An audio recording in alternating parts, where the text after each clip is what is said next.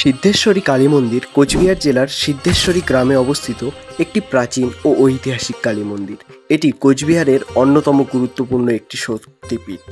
মন্দিরটির স্থাপত্য অসাধারণ, আটকোণাকৃতি এবং প্রায় 30 ফুট উচ্চতার দক্ষিণমুখী একটি মন্দির। এটি কোচবিহারের কোচ রাজাদের উদ্যোগে পুনর্নির্মাণ করা হয়েছিল, বিশেষ করে বাংলা 1284 সালে রাজা হরেন্দ্র নারায়ণের সময়। মন্দিরে দেবী দুর্গা সিদ্ধেশ্বরী রূপে পূজিত হন।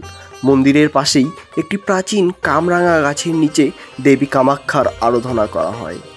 মন্দিরটির বাস্তুতন্ত্র ও স্থাপত্যের মধ্যে ব্রিটিশ যুগীয় স্থাপত্য ও স্থানীয় কোচ স্থাপত্য মিলিত হয়েছে। এটি কোচবিহারের একটি অন্যতম প্রাচীন ও দর্শনীয় ধর্মীয় স্থান।